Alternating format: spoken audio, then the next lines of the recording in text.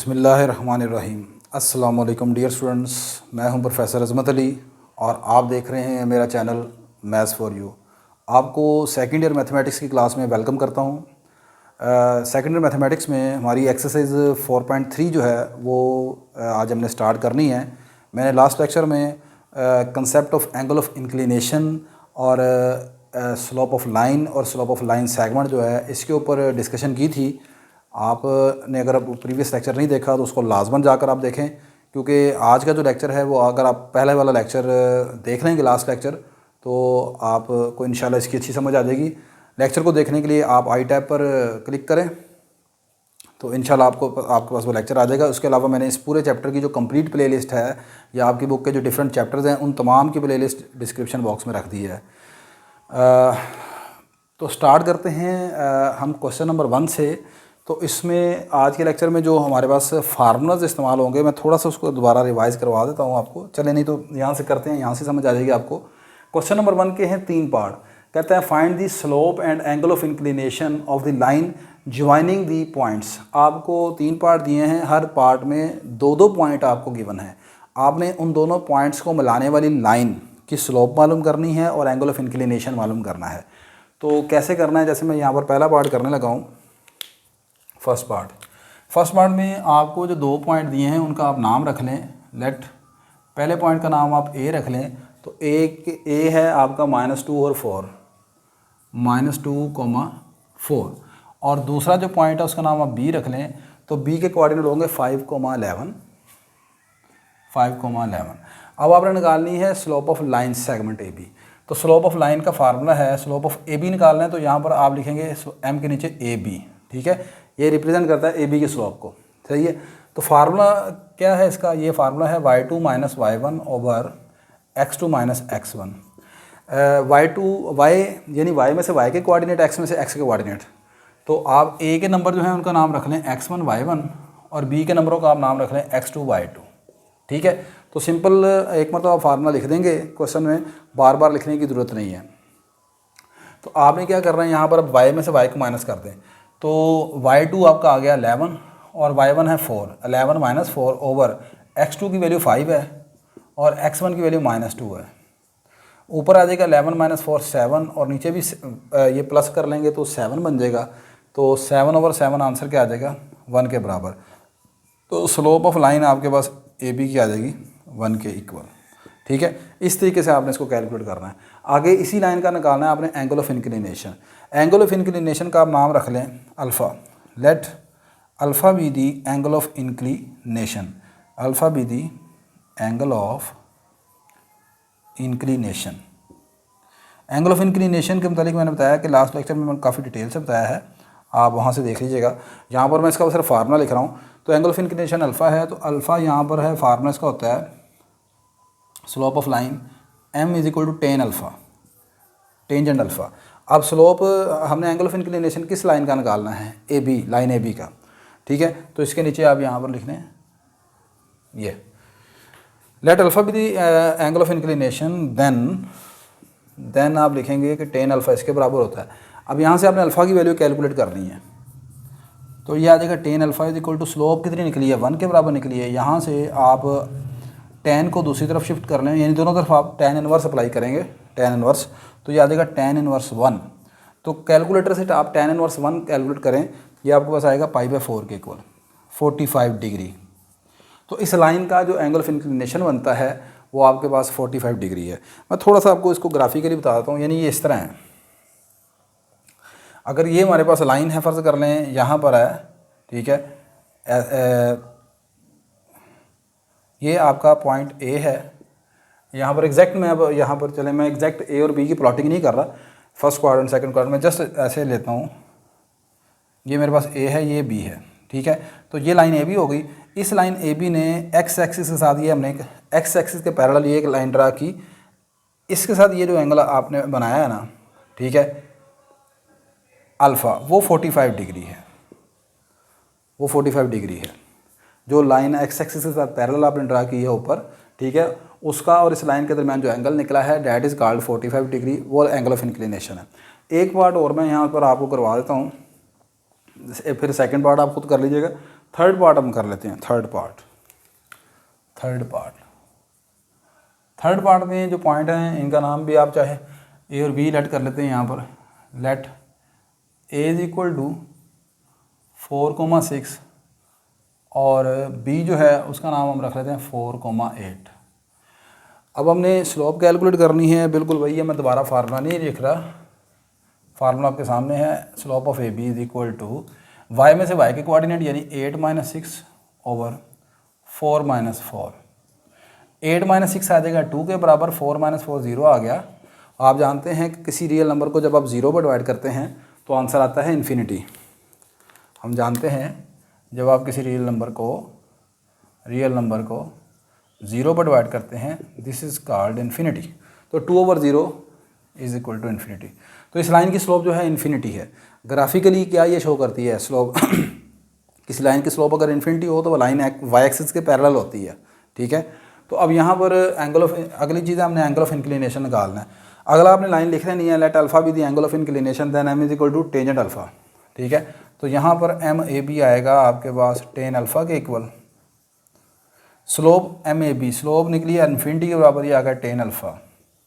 Ten को दोनों तरफ आप इन्वर्स लेंगे तो ये आ जाएगा टेन इन्वर्स इन्फिनिटी। तो टेन इन्वर्स इन्फिनिटी क्या होता है 90 डिग्री यानी कि π/2। तो यहाँ पर आपका एंगल ऑफ इंक्लिनेशन आ जाएगा π/2 के इक्वल। तो आई होप कि थर्ड जो आप पार्ट है, सेकंड पार्ट जो मैंने छोड़ा है वो आप खुद कर लेंगे। मकसद मेरा ये है कि आपको कंसेप्ट देना, ना कि यहाँ पर मैं आपको की बुक बना के दूँ। क्वेश्चन नंबर 2 इम्पोर्टेंट एक्सरसाइज आपकी 4.3 जो है ये वेरी इंपॉर्टेंट एक्सरसाइज है। इसमें से शॉर्ट क्वेश्चन तो लाजमन आता है, लॉन्ग आने के भी काफ़ी ज़्यादा चांसेस होते हैं। मेरी ये वीडियो अगर आप समझेंगे कि ये आपके लिए हेल्पफुल होगी तो लाजमन इसको लाइक कर दीजिएगा, शेयर कीजिएगा और चैनल को भी आप सब्सक्राइब कर लीजिएगा। क्वेश्चन नंबर 2 में क्या कहता है? क्वेश्चन नंबर 2 कहता है कि आपको एक ट्राइंगल ABC के वर्टिसेस गिवन है। इन दी ट्राइंगल ए के कोऑर्डिनेट 8 6, बी के कोऑर्डिनेट -4, 2 और सी के coordinate -2 -6। Find slope of each side of triangle. Her side की आपने स्लोप मालूम करनी है, ठीक है। तो मैं आपको एक साइड की स्लोप मालूम करके, एक साइड का मीडियन मालूम करके और अल्टीट्यूड की जो स्लोप है वो कैसे मालूम करनी है वो बताता हूँ आपको। देखें ये मेरे पास है ट्राइंगल ABC, हम बना लेते हैं यहाँ पर ABC। ए के कोऑर्डिनेट है यहाँ पर 8,6, बी के कोऑर्डिनेट हैं -4,2 और सी के कोऑर्डिनेट है -2, -6। आप सबसे पहले यहाँ पर अब 3 साइड हैं AB BC AC। तो मैं यहाँ पर AB की स्लोप, अब आपको साइड AB की स्लोप मालूम करते हैं, ठीक है। स्लोप ऑफ साइड, चले BC की स्लोप मालूम कर लेते हैं। आप यही ना समझें कि बार बार AB की स्लोप मालूम कर रहे हैं, मकसद तो तरीक़ाकार तो वही है, उसका मुख्तलिफ तो नहीं है। स्लोप ऑफ BC को हम लिखेंगे MBC से। आप पेपर में जब क्वेश्चन करेंगे आपने ये वाला फार्मूला एक मरतबा लिख देना है, ठीक है। कंसेप्ट आपको पता लग गया है कि y में से y के कोऑर्डिनेट मालूम कर रहे हैं और x में से x के कोऑर्डिनेट्स। किसको y2 रखना है वो आपकी मर्ज़ी है। BC है तो अल्फ़ाबेटिकली चल रहे हैं तो बेहतर है, कोई ज़रूरी नहीं है। BC C के नंबर को आप x2 और y2 कह लें, B के नंबर को आप x1 y1 कह लें, ठीक है। अब आप वैसे B के नंबरों को भी x2 y2 कह सकते हैं। तो BC की स्लोप निकलनी है तो C का y वाला नंबर है -6, इसमें से माइनस कर देंगे B वाला y, -6 -2 बन जाएगा। अच्छा इसी तरह C का पहला नंबर है नीचे x का -2 और इधर है -4। तो स्लोप ऑफ BC आपके पास आ जाएगी जनाब -6 -2 -8, नीचे बन जाएगा -2 और +4। -2 और +4 कितना हो गया जी 2। तो स्लोप आपके पास आ गई -4 के इक्वल। ये इसकी स्लोप आ गई BC की। क्लियर होगी बात कि नहीं? अच्छा अब अगली चीज़ है कि यहाँ पर स्लोप ऑफ मीडियन की डेफिनेशन क्या होती है, पहले आपने ये देखना है मीडियन की डेफिनेशन क्या है। आप मैट्रिक में पढ़ के आए हैं वैसे मीडियन, तो वैसे बता देता हूँ। अगर मेरे पास ये ट्राइंगल ABC है, ट्राइंगल ABC, और यहाँ पर आपके पास जो BC का मिड पॉइंट है उसका नाम हम M रख लेते हैं। तो वर्टेक्स A से इसके ऑपोजिट लाइन जो BC है, ऑपोजिट साइड जो BC है, उसके मिड पॉइंट को मिलाने वाली जो लाइन है वो मीडियन है। तो this line AM is median, ये मीडियन है ऑफ साइड, किस साइड का मीडियन है? Of side BC, side BC का मीडियन है। क्लियर होगी बात क्या नहीं? यहाँ पर आपको लग रहा है ये बिल्कुल परपेंडिकुलर है, ये कोई ज़रूरी नहीं है, ये ज़रूरी नहीं है। मिसाल के तौर पर अगर मेरी ट्रायंगल ऐसे बनती, ये अब यहाँ पर A होता, यहाँ पर B होता, यहाँ पर C होता, तो BC का मीडियन यहाँ पर M दरमियान ये है। तो आप A से M पर ये लाइन ड्रा करें तो अब आप देखें ये जो AM बना है ये को बिल्कुल 90 के एंगल पर नहीं है, ये थोड़ा सा इंक्लाइंड है। तो मीडियन के लिए ज़रूरी नहीं है कि वो बिल्कुल 90 के एंगल पर हो, सही है। बस ज़रूरी ये है कि वो मिड से पास करना चाहिए, ऑपोजिट साइड के मिड से, ठीक है। तो इसका एक मीडियन ये AM है। इसी तरह यहाँ से B से आप ड्रा करेंगे, ये इसका दूसरा मीडियन है, इसका नाम आप BN रख लेते हैं। इसी तरह इसका मीडियन ये तीसरा आएगा, इसका नाम आप CL रख लेते हैं। तो किसी ट्रायंगल की हर साइड के ऑपोजिट एक मीडियन है, ठीक है। तो और दूसरा ये है, तो लिहाजा ट्रायंगल की 3 साइडें हैं तो 3 मीडियन हो गए यहाँ पर, सही है। हर मीडियन जो है, याद रखेंगे, तीनों मीडियन एक दूसरे को एक पॉइंट पर कट करते हैं, यानी कि इनका पॉइंट ऑफ जो कंकुरेंसी है, कंकुरेंसी पॉइंट जहाँ से एक से ज़्यादा लाइनें पास करती हैं, वो एक ही है, यूनिक है, यानी तीनों एक ही जगह से मीडियन गुजरते हैं। या आगे हम क्वेश्चन भी करेंगे इस तरह का। तो अच्छा, मैं अब क्वेश्चन ये करने लगा हूँ कि मैं आपको यहाँ पर अपने क्वेश्चन में AB का मीडियन मालूम करके देता हूँ, ठीक है। AB का मीडियन, तो AB का मीडियन मालूम करने के लिए सबसे पहले मुझे A और B का मिड पॉइंट चाहिए, ठीक है। तो मैं लिखता हूँ let M be the mid point of side AB, side AB का जो मिड पॉइंट है वो M के इक्वल है।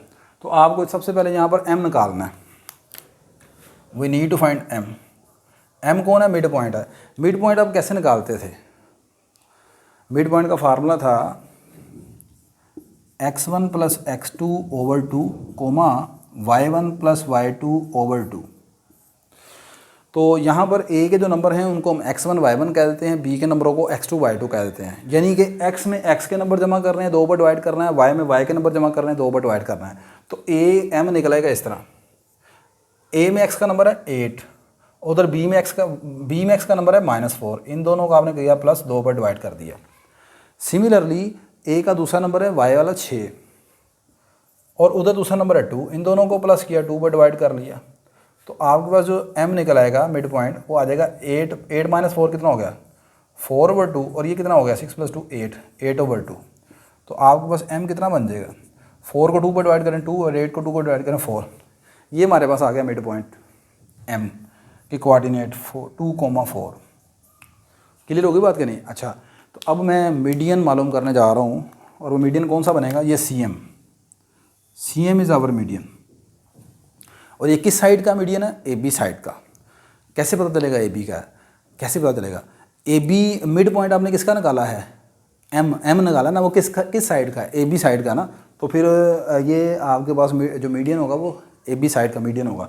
तो आपने आगे लिखना है स्लोप ऑफ मीडियन CM,